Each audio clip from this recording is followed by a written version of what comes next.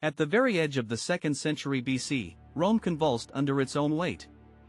Political rivalries torn from the social wars left the streets stained with betrayal and fear. Tribunes of the plebs, cloaked in tattered togas, dared to defy patrician decrees, while ambitious generals turned every procession into a spectacle of power. In that maelstrom of desperation and ambition emerged Gaius Julius Caesar, scion of a once proud house, resolved to restore dignity to the blood-stained Forum. His youthful gaze scanned the shattered temples and broken standards, vowing to sow order from chaos. His voice, though untested, would soon echo through marble halls. In hidden alcoves, senators whispered of a new champion. Caesar listened, learning that to conquer Rome required more than a sword, it demanded unwavering charisma. He studied the plebeians' fiery hearts and the Senate's brittle authority, preparing to cast the Republic's final die. In every dark alleyway and sunlit piazza, the common people held Rome's pulse. Bread riots erupted as grain ships rotted offshore, while tribunes invoked ancient rights to paralyze magistracies. Across the Tiber, centurions drilled legions of hardened veterans, their sandals tumbling stones in perfect cadence. Young Caesar observed both worlds, the hungry mob pleading for mercy and the disciplined cohorts swearing fealty to silver eagles. He learned that empathy won hearts, but steel enforced loyalty. In clandestine meetings beneath flickering torches, he forged alliances, uniting plebeian fury with centurions' unwavering discipline. That union would remake Rome's destiny, bridging the gap between demagogue and disciplinarian. He vowed to master both oratory and strategy, the twin pillars of true authority. His ambition was to wield the sword in one hand and the scepter of public favor in the other. At just 25, Caesar sailed into the Aegean, only to be seized by Cilician pirates. They demanded 20 talents of silver, but he scoffed at their bargain, insisting they raise the ransom. For 38 days, he entertained his captors with refined banquets, philosophical debates, and impromptu gladiatorial games on deck. All the while, he plotted his escape. When the ransom arrived, he was freed, but only to marshal a fleet, hunt down his captors, and crucify them, spared the lingering agony by his own jaw-slitting mercy. That episode cemented his legend, the man who made chains brittle and fear pliable. Even in confinement, he remained unbowed, turning captivity into a stage for genius. His charisma proved a weapon deadlier than any blade. Cornelia, daughter of the noble Scipio, was his first true love, and her death plunged him into mourning and steeled his resolve. His second marriage to Pompeia secured political ties yet ended in scandal when a masked revel devolved into betrayal. Finally, Calpurnia's quiet loyalty offered him solace amid intrigue.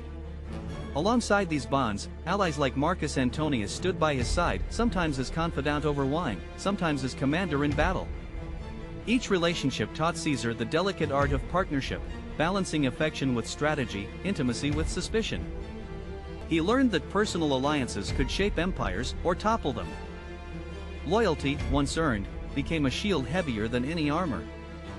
In 63 BC, Caesar vied for the greatest religious office in Rome, the Pontifex Maximus. The position conferred dominion over calendars, auguries, and public rites. He flooded the streets with extravagant games, bribed priests, and coaxed omens from writhing entrails. When he finally wore the wreath of office, the laurel crown atop his head seemed to carry divine sanction. His control over sacred time and ritual granted him subtle leverage. By shaping omens, he shaped minds. From that day forward, Caesar's decrees bore the weight of both law and prophecy. Every sacrifice, every auspice, served his grand design. Religion became his silent partner in conquest. As governor of Cilicia and then commander in Cisalpine Gaul, Caesar faced sieges, murderous terrain, and plague. His speeches rallied wearied troops, his strict discipline crushed dissent. At one dusk, he ordered fortifications built around a tiny hill, tricking a formidable enemy into a fatal trap. He rewarded silent legionaries with spoils, cultivating loyalty deeper than gold. By blending the silver tongue of a statesman with the iron will of a centurion, Caesar carved victories across unfamiliar lands, each triumph a brick in his rising edifice of power. He proved that words could cut deeper than swords. His leadership fused intellect with martial prowess. The memory of Brennus' sack in 390 BC haunted Rome. Now, Caesar marched on the tribes he deemed barbarians. From the steep ramparts of Alesia to the marshes of Belgic lands, he confronted warriors steeped in ancestral fury. In Bibracte, he cornered the Helvetii with lightning maneuvers. At Gergovia, he adapted to guerrilla tactics. At Alesia, he erected dual walls, one to besiege, one to defend, encircling Vercingetorix and his thousands. Under Torch's glow, he penned Caesar's Gallic War, narrating not just battles but the clash of civilizations. He forged an epic that became Rome's moral lodestar. Barbarian horns faded before Roman discipline. In 60 BC, Caesar joined forces with Pompey the Great and Marcus Licinius Crassus. Each brought a vital asset: Pompey's military prestige, Crassus's wealth, Caesar's popular support. Their secret pact reshaped Rome's political map. Consular elections bent to their will, and laws served their fortunes. Yet beneath candlelit feasts, envy festered. Crassus yearned for glory in Parthia, Pompey resented Caesar's acclaim. That brittle alliance endured until Parthian Eros silenced Crassus at Carrhae, sending ripples of fear through the Senate and sowing seeds of inevitable conflict. Their camaraderie proved as tenuous as a woven reed. Ambition drove them together and tore them apart. In 53 BC, Crassus marched on Parthia, seeking renown. Instead, his legions were decimated by horse archers beneath a blinding sun. Arrows drenched shields, hope bled out in the dust. His head, displayed on a spear, heralded the triumvirate's collapse. News reached Rome like a death knell. Caesar, stationed in Gaul, watched political foundations quake. The loss of his partner freed Pompey to turn jealous eyes upon him. Roman soil bristled with conspiracy. Carthage's ashes whispered warnings: empire built on two legs is easy to topple. Crassus's fate became a silent prophecy. In January 49 BC, the Senate ordered Caesar home without his legions. Standing on the icy bank of the Rubicon, he hesitated for only a heartbeat before uttering Alia Iacta Est. His banner crossed the shallow stream, unleashing civil war. Legionaries marched through morning mist, startled provincials watched the eagles pass. That irrevocable step shattered the Republic's last restraints. From that moment, Caesar was no longer a general, he was the architect of Rome's fate. The world held its breath as history pivoted. Crossing a river became the act that toppled a nation.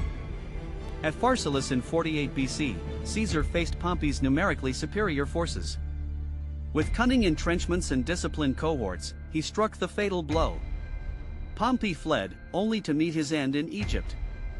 In victory, Caesar offered clemency to former foes, yet bound them in allegiance through oaths and appointments.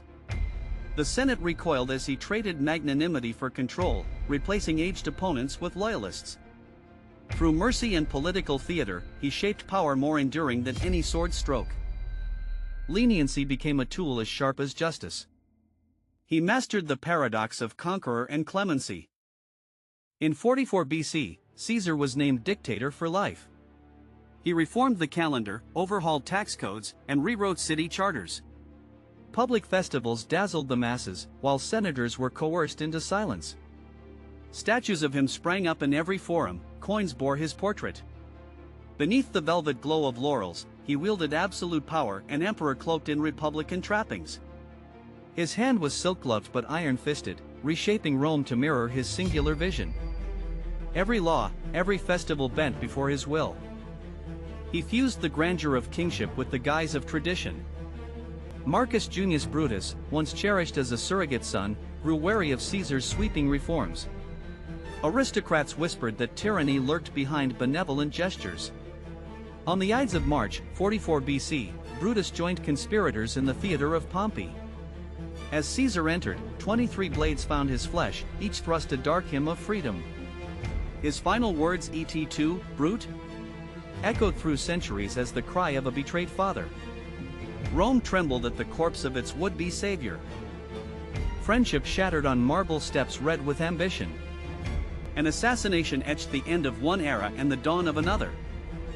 In the aftermath, Octavian, Caesar's 19-year-old heir, seized his mantle.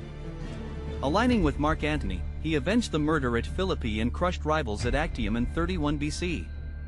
Out of the Republic's ruin rose the empire, stone upon stone laid in memory of Caesar's vision. His shrouded legacy guided every emperor's ambition, a spectral hand shaping Rome's destiny for centuries. Chaos begets order when forged in iron and rhetoric. An empire sprouted from a dictator's dream.